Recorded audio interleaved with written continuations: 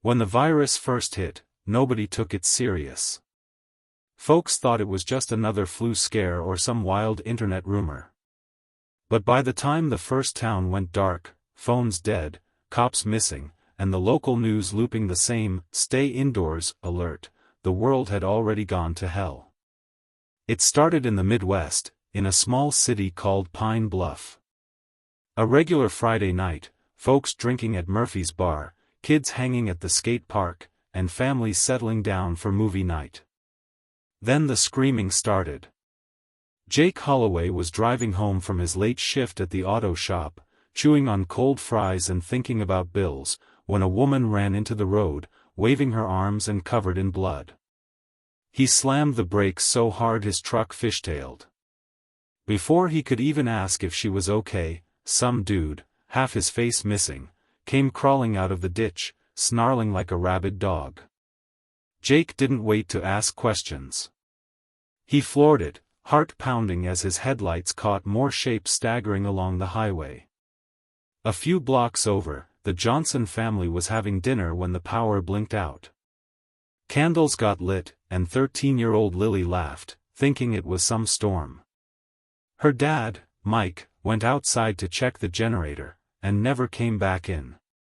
When Lily and her mom found him, he was on the driveway, twitching, eyes rolled white, and then he bit her mom right in the neck.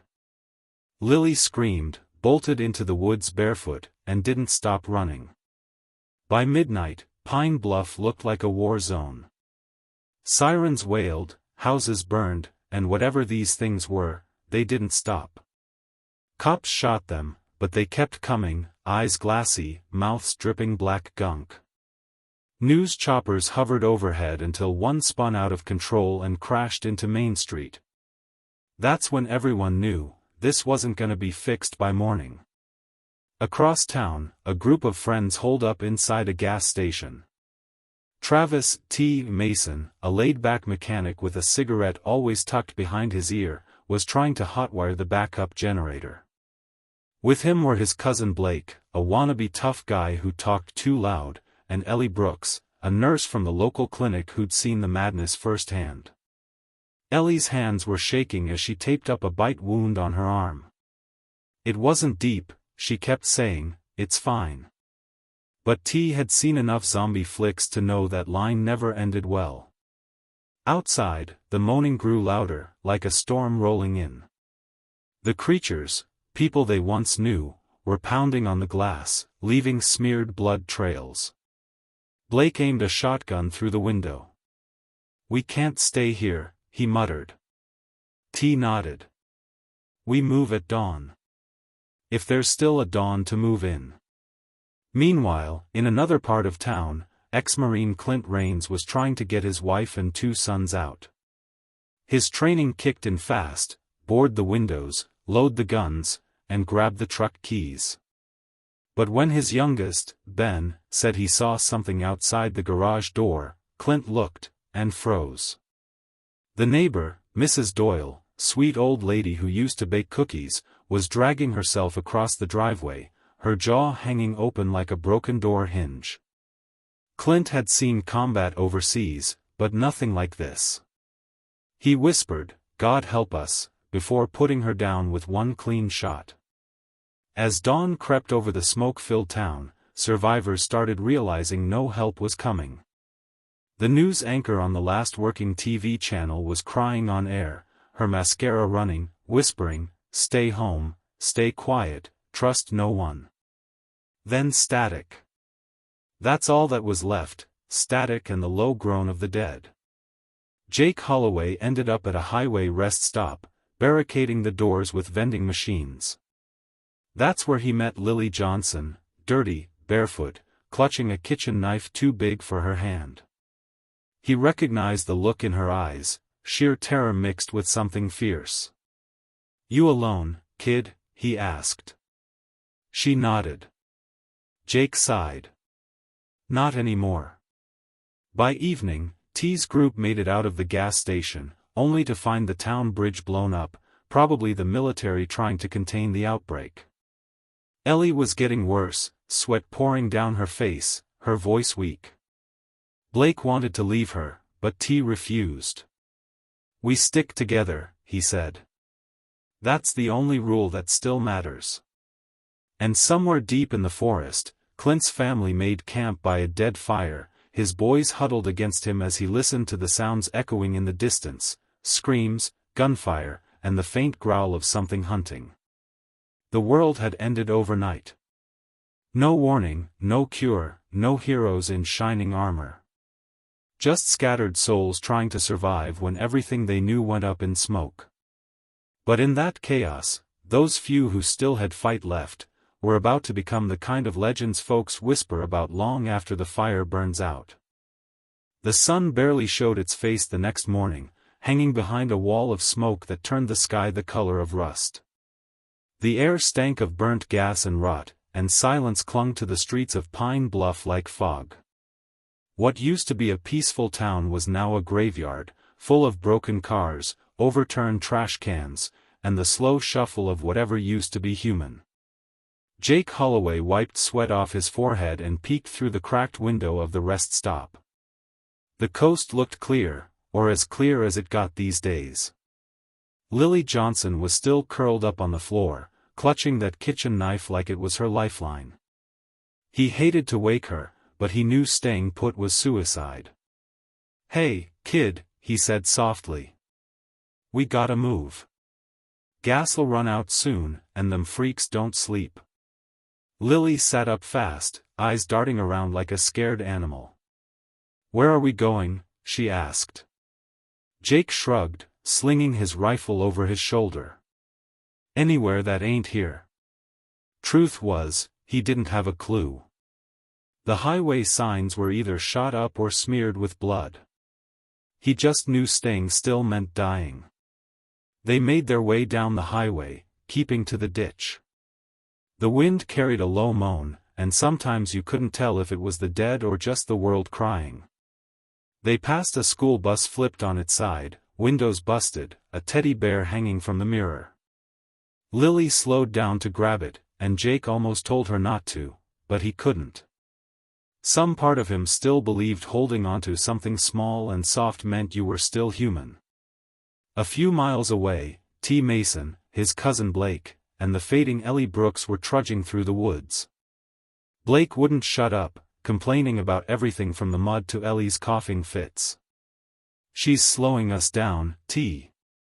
"You know it," Blake hissed. T turned, eyes hard. "She's one of us.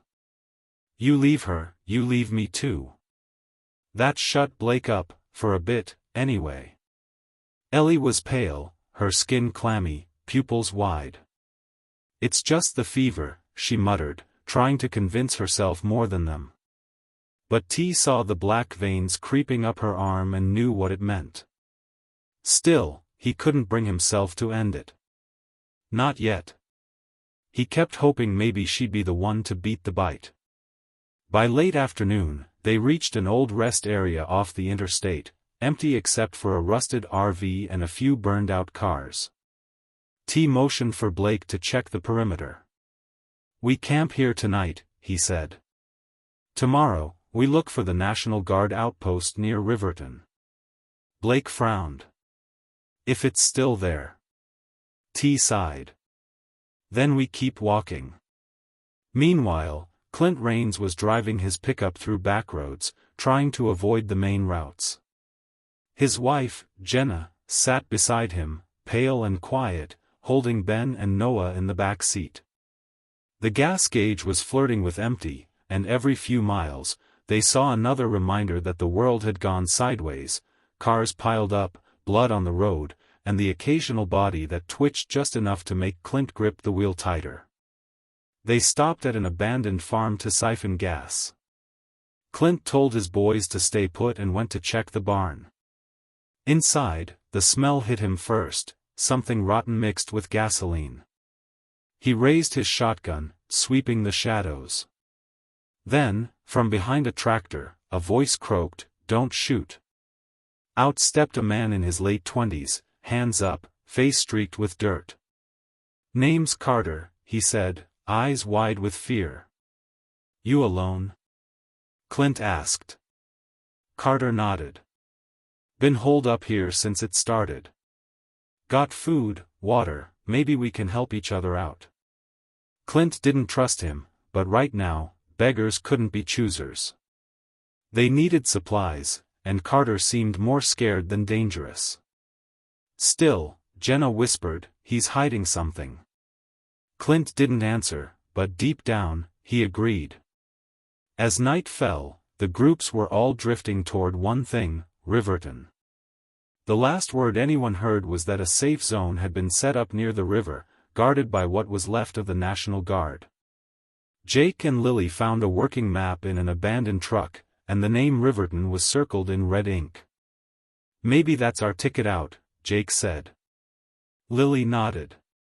For the first time since this nightmare started, there was a hint of hope in her eyes. Back in the woods, Ellie woke up shaking, whispering nonsense. T leaned over her, and she grabbed his shirt, eyes suddenly clear. Don't let me turn, she gasped. Please. He hesitated, tears in his eyes. I won't. A single gunshot echoed through the trees a moment later. Blake looked away. We keep moving, T said quietly, voice breaking. Somewhere far off, Clint's truck roared to life again, headlights cutting through the dark. And out there, beyond the trees, hundreds of shadows were stirring, drawn by the noise, by the smell of blood, by the simple, burning hunger that never ended. The road ahead wasn't salvation. It was survival, mile by mile, heartbeat by heartbeat. And as the night swallowed the land, every survivor learned the same truth: there was no going back. Only forward. By the time Jake Holloway and Lily Johnson reached the outskirts of Riverton, the sun was bleeding into the horizon, setting the sky on fire. Smoke billowed from somewhere inside the town, rising like a warning sign in the distance. They'd been walking for 2 days, feet blistered, stomachs growling, nerves shot. Every sound made them jump. Somewhere along the highway, Jake stopped counting the corpses. It was easier not to look anymore. Think they're still here? Lily asked, her voice cracked and dry. Jake glanced at the guard towers ahead, makeshift walls built from school buses, barbed wire, and sheet metal. If the guard's still holding this place, he said, we might just have a shot. They approached slow, hands raised. Don't shoot. Jake yelled. A flashlight flickered from above, followed by a gruff voice, you bit? Jake shook his head. Clean. The gate opened with a rusty creak, and just like that, they were inside. Riverton safe zone wasn't much to look at, just a few streets turned into a fortress. Burned-out houses, sandbag barricades, and folks who'd seen too much. A tired-looking soldier named Corporal Diaz led them in. You two are lucky, he said. We stopped letting people in yesterday. Food's running low, ammo's even lower. Inside, tents lined the old football field. Families huddled together, traders argued over scraps, and somewhere a baby was crying. Lily's eyes darted around, overwhelmed. Jake spotted a man tending a small fire and recognized him instantly, T. Mason. Well, I'll be damned, Jake said with a grin. Didn't expect to see you alive. T looked up, eyes red from lack of sleep. Barely, he muttered. Beside him, Blake sat silently, staring at the dirt. Ellie was gone, and they didn't talk about it. Before they could catch up, a shout rang out from the other end of the camp. Incoming, someone yelled.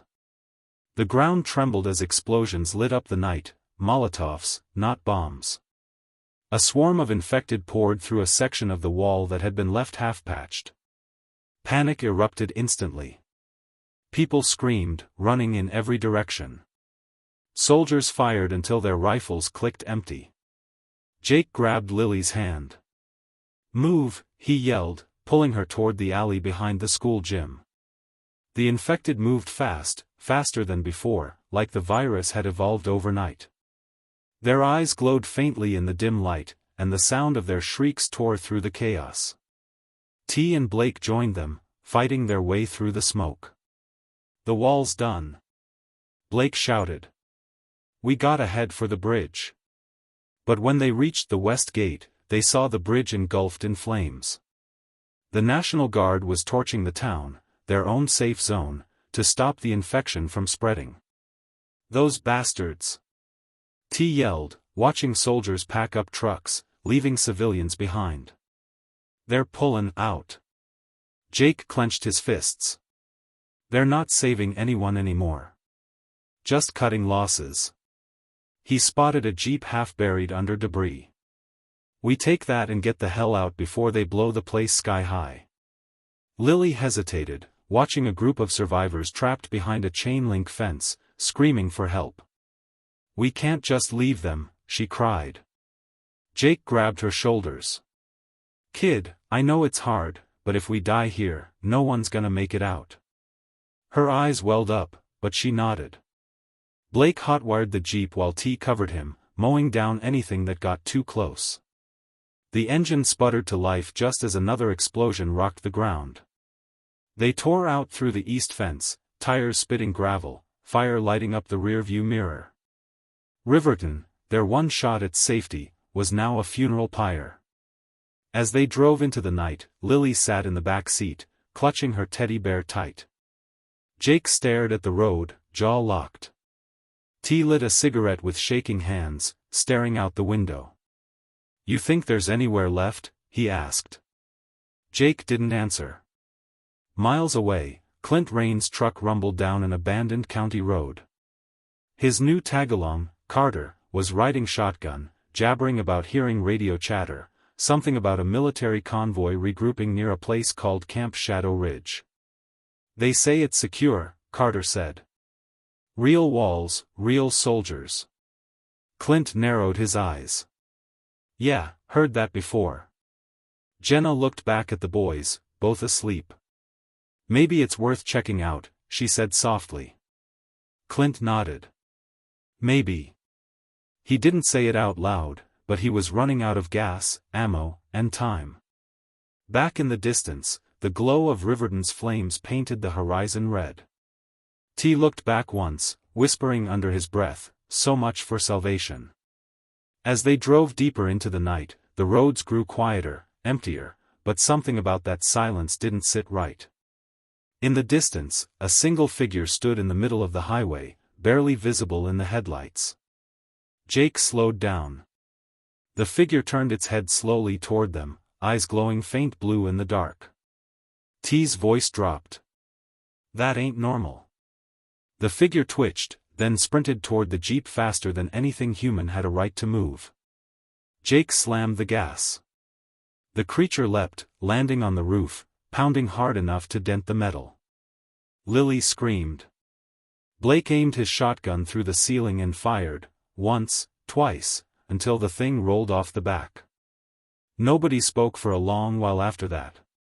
Finally, Jake muttered, "Whatever this virus is, it's changing." T just stared ahead, smoke curling from his cigarette. "Then we better change too, or we're next."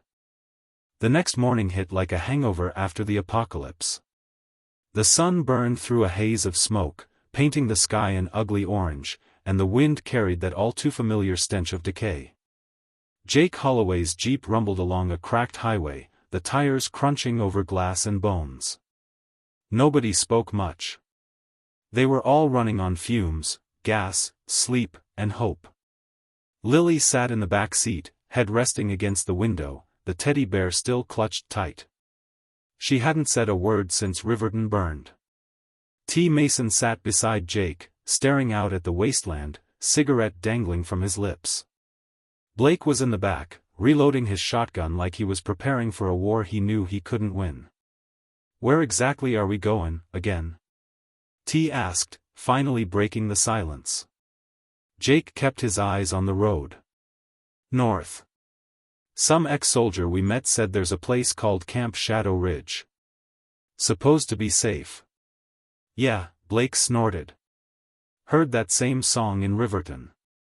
Didn't end so hot." "Still better than sittin' around waitin' to get chewed on," Jake said flatly. They rode in silence again until the highway sign appeared, half-bent, shot up, but readable. Shadow Ridge, 38 miles. T leaned forward. Well, I'll be damned. Guess it's real. Meanwhile, a few miles behind them, Clint Rain's pickup truck was rolling down the same road. His wife, Jenna, kept her shotgun across her lap while Carter scanned a paper map spread out on the dash. Camp's near an old mining town, Carter said. Heard they turned it into a fortress, concrete walls, solar power, whole deal. Clint gave him a sideways glance. And who exactly told you that? Carter shrugged. Heard it on the radio a few nights ago. Some military guy, sounded legit. Jenna frowned. Radio could have been a recording for all we know. Clint sighed. We'll see when we get there. Just keep your eyes open. By mid-afternoon, Jake's group reached what looked like the remains of an old checkpoint. A rusted Humvee sat in the middle of the road, doors hanging open, bullet holes everywhere. Crows picked at something in the dirt. This don't look too friendly, Blake muttered. Jake climbed out, rifle ready. The smell hit him first, blood, oil, and rot. He peeked inside the Humvee and froze. The driver was still strapped in, or what was left of him. His chest was split open, and something was carved into the metal beside him, "Run from Ridge." T read it out loud, jaw tightening. Well, that's not exactly a warm welcome. Jake looked north, where the road disappeared into thick pine trees. We've come too far to turn back now. They pressed on, tension thick in the air. The forest grew denser, shadows stretching long across the road. The occasional rustle made everyone flinch. At one point, Lily whispered, "Jake, do you hear that?" Jake slowed the jeep.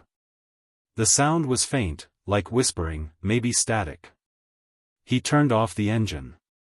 The whispering grew louder, coming from somewhere deep in the trees. Then, gunfire. A bullet shattered the jeep's windshield. Ambush! T yelled, diving for cover. Blake fired back blindly into the treeline. Voices shouted from the shadows. Hands up! Drop your weapons! Jake hesitated but raised his hands slowly. Figures stepped out of the trees, men and women in mismatched gear, some in old military fatigues, others in hunting jackets. They looked half wild. The leader, a woman with a shaved head and a scar across her cheek, lowered her rifle and studied them. "You're alive," she said, almost surprised. "That's rare these days." Jake frowned. "You with Shadow Ridge?" She chuckled darkly. "Used to be." Her name was Kara Briggs, and she led a small band of survivors who had escaped from the camp weeks earlier. Over a crackling campfire that night, she told them the truth. Shadow Ridge was safe once, till the higher-ups started doing experiments. Trying to understand the infected. They brought M inside the walls. Thought they could make a cure. Instead, they made something worse. T's eyes narrowed. Worse than the biters? Kara nodded slowly. Smarter. Faster. They hunt in packs now. Call M the Howlers. If you're heading there, you better turn around. Jake looked at Lily, then at T. We can't. There's nowhere else to go. Kara sighed, tossing a log into the fire.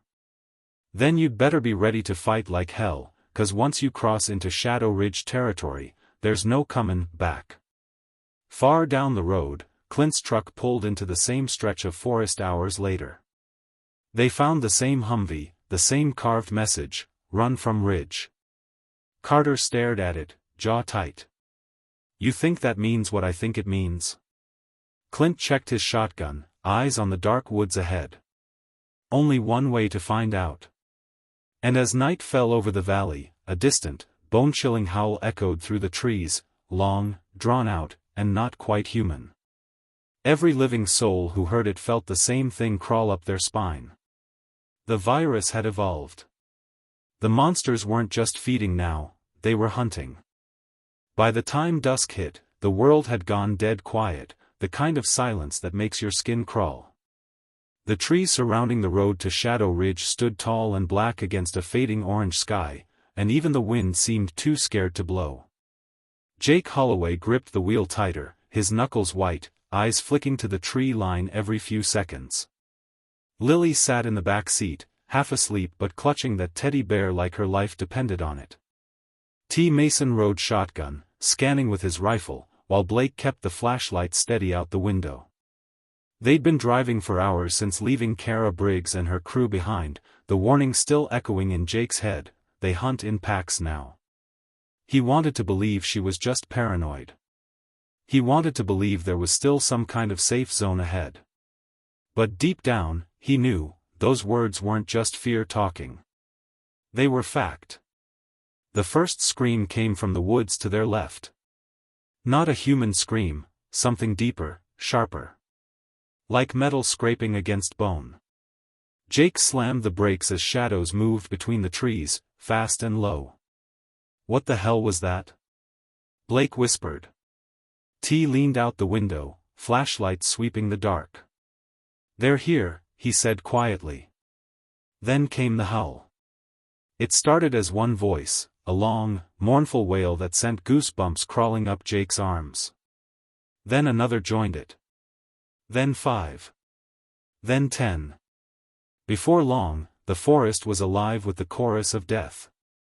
Floor it! T yelled, slapping the dashboard. Jake hit the gas, tires screeching as they tore down the cracked road. The shapes burst from the trees, sprinting on all fours like wolves, pale and gaunt, with mouths too wide and eyes glowing blue in the dark. The howlers. One of them leapt onto the back of the jeep, claws scraping across the roof. Lily screamed. Blake spun around and fired, blowing the thing off in a spray of black blood. Another slammed into the side window, cracking the glass. Jake swerved, barely keeping control. Hold on, he yelled. T leaned out, rifle barking in the night, every shot echoing through the woods. For every howler that dropped, 2 more appeared. They were fast, coordinated, almost intelligent. One darted ahead of the jeep and stopped in the road, standing upright like a man. Its head tilted, studying them. Jake floored it. The jeep smashed into the creature, sending it flying, but when he looked in the mirror, it was already getting back up. Man, this ain't no virus anymore, Blake muttered. This is evolution. The road twisted downhill toward a bridge that looked one pothole away from collapse. Jake didn't care. He drove straight onto it, the wooden planks groaning under the weight. Behind them, the howlers were still coming, dozens of them now, their howls merging into a single roar that made your bones shake. Halfway across, one of the bridge's supports gave out. Go, go, go! T shouted. Jake slammed the pedal to the floor, the jeep launching off the far side just as the bridge caved in. The sound of cracking wood and screaming monsters echoed behind them, then silence.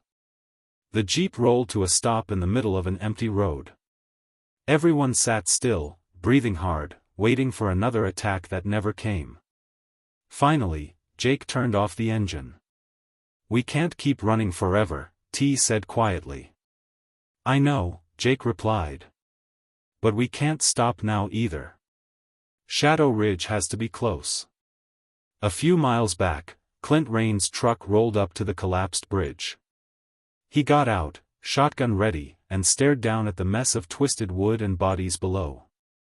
Carter whistled low. Looks like we missed one hell of a party. Or we're about to join it, Clint muttered. He turned the truck around and spotted tire tracks veering north into the woods. Whoever made it across went that way. We follow, M.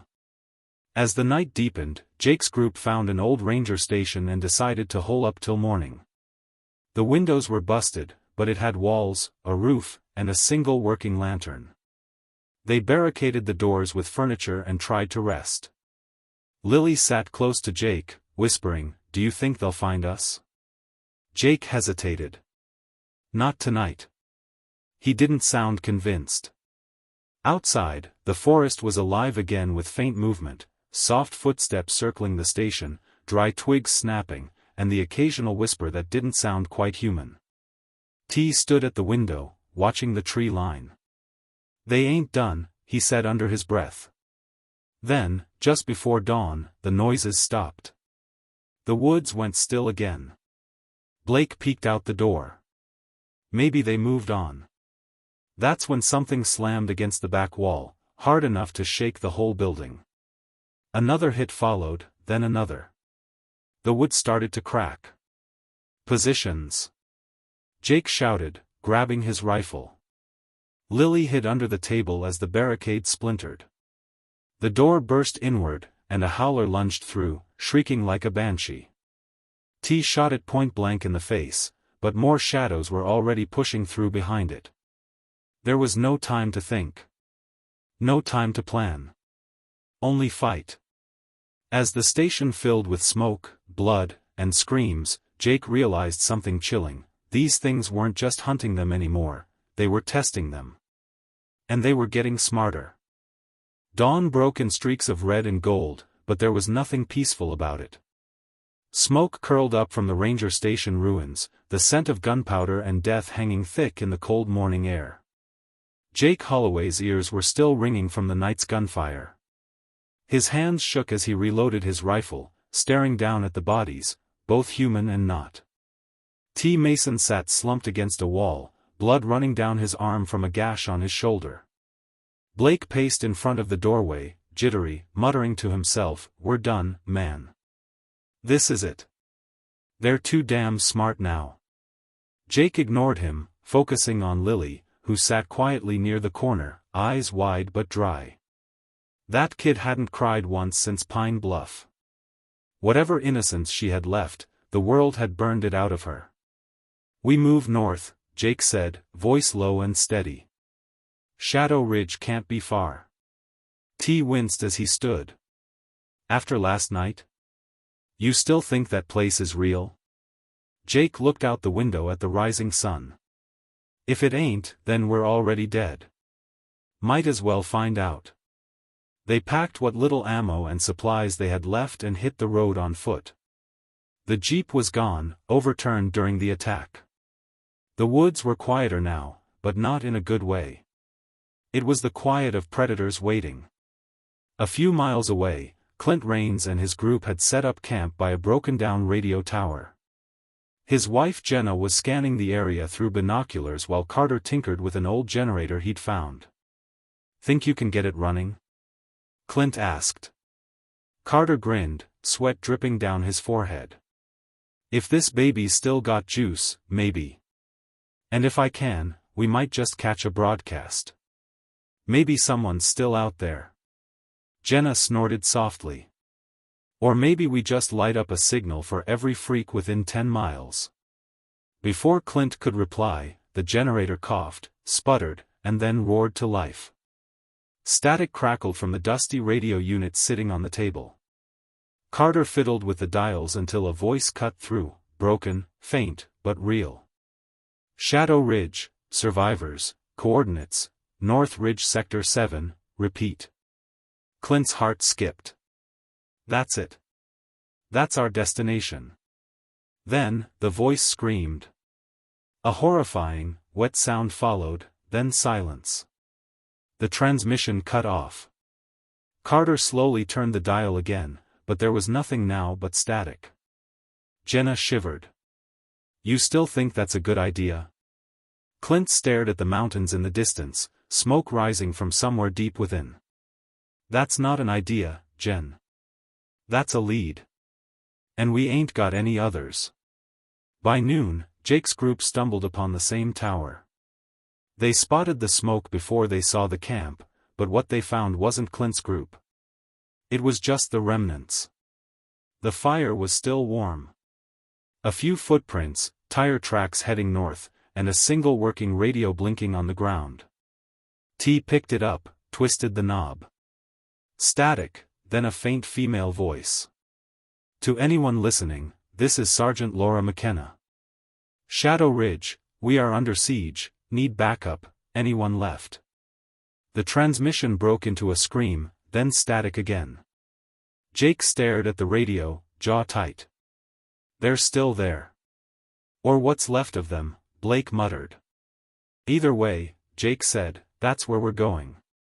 As the sun dipped low, they reached the ridge itself, steep, rocky terrain leading up to what looked like a fortified compound in the distance.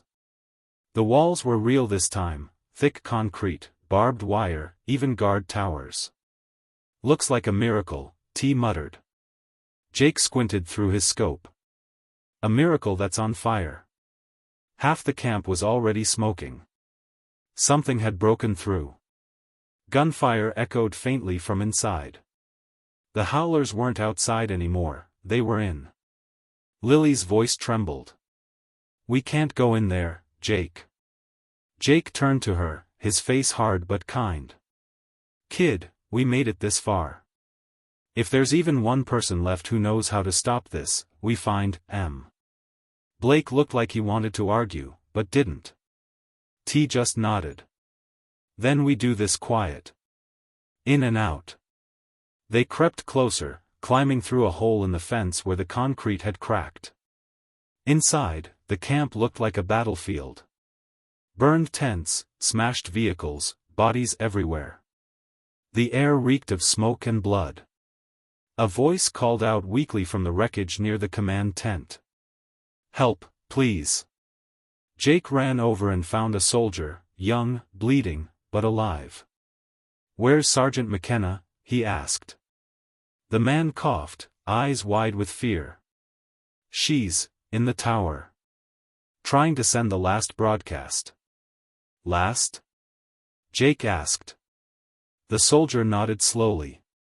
She said, the virus isn't just spreading through bites anymore. It's in the air now. We're all infected. Jake froze. T cursed under his breath.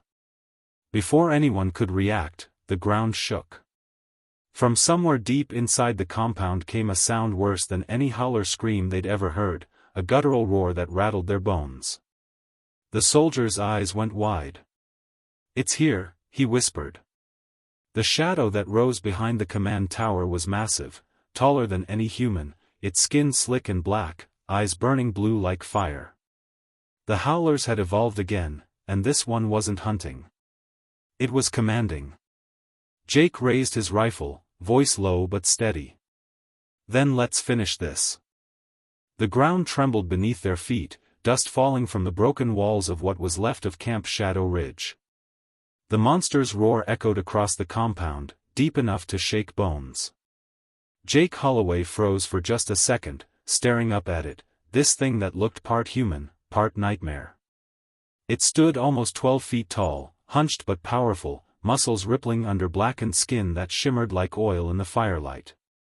Its face still resembled a man, twisted and stretched, eyes burning blue like two dying suns. The hell is that? Blake whispered, voice shaking. T. Mason cocked his rifle, grim. That ain't no infected, that's evolution with a grudge. Lily clung to Jake's arm, her voice barely a breath. It saw us. Jake's heart pounded. Yeah, he said quietly. And it don't look happy. The thing, the soldiers had called it the Hollow King, let out another roar that shattered the air. From the shadows behind it came dozens of howlers, smaller but faster, crawling over the wreckage like a wave of death. Move! Jake yelled. He fired first, bullets ripping through the front line of the pack. T and Blake followed suit, the air filling with the sharp crack of gunfire. The howlers dropped, but more kept coming, climbing over their own fallen like ants. They fought their way toward the command tower, where Sergeant McKenna was supposedly sending out her last broadcast. Smoke poured from the top floor, and a flickering radio light still blinked through the haze.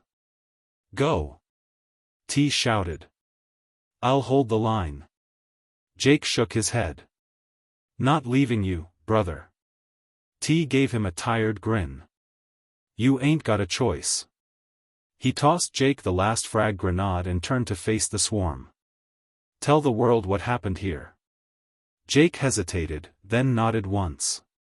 He grabbed Lily's hand, and together with Blake, sprinted toward the tower. Behind them, T opened fire, the sound of his rifle echoing like thunder until it was swallowed by a massive explosion. Inside the tower, the air was thick with smoke and static. A figure lay slumped over the radio console, a woman in a torn uniform, blood soaking her sleeve. Sergeant McKenna. She was still alive, barely. Jake knelt beside her. "Ma'am, you the one who sent that broadcast?" She coughed, blood on her lips, and nodded weakly. "Tried to warn people. The virus changed. It's in the air now. There's no cure. No containment." Blake swore under his breath. "Then what the hell are we fighting for?" McKenna's eyes met Jake's.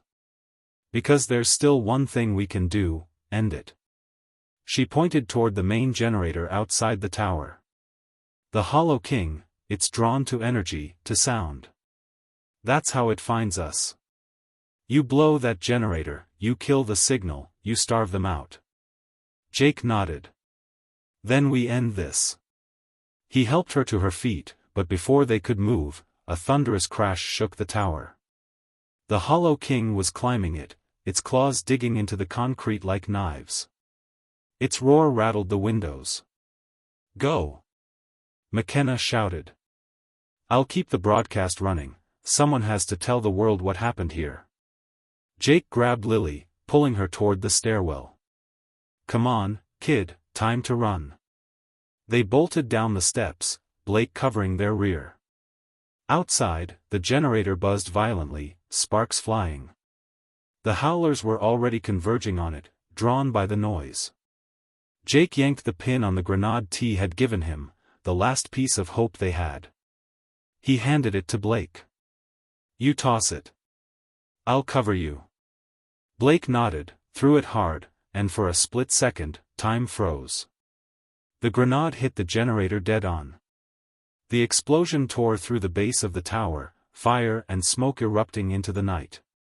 The shockwave threw them to the ground. The tower began to collapse, flames swallowing everything. The Hollow King let out one last, furious scream, a sound that shook the earth, before it was buried under falling debris. Silence followed. Just wind, crackling fire, and the hiss of burning wires. When Jake came to, the world was orange and gray. Blake was gone. McKenna too. But Lily was there, small hand clutching his jacket. Her face was streaked with ash, eyes wide. "It's over," she whispered. Jake sat up slowly, staring at the ruins of Shadow Ridge. The howlers were gone. The Hollow King too. Only smoke remained. A single, weak radio still crackled nearby. Jake crawled over to it. Static, then a faint voice. "This is Station Echo, receiving transmission from Ridge Sector. Is anyone alive out there?" Jake pressed the button, voice hoarse. "Name's Jake Holloway. There's at least one." The voice came back, clearer now. "Copy that, Jake. If you can hear me, head east. There's a convoy moving through the old interstate. You've got a chance." Jake looked at Lily. "You hear that, kid? We've got a road." She smiled faintly for the first time in days. "Do you think there's really people out there?" Jake stood, helping her up, eyes on the rising sun. "Only one way to find out." As they walked away from the burning wreckage of Shadow Ridge, the wind howled through the valley, faint, but not human. Jake stopped for just a moment, glancing back. Somewhere beneath the rubble, something shifted. A low growl rumbled, then faded. The Hollow King wasn't gone. Just waiting. Jake turned back to the road, his voice steady. "Let's keep moving." And as the fire burned behind them, the world turned, scarred, silent, and still breathing.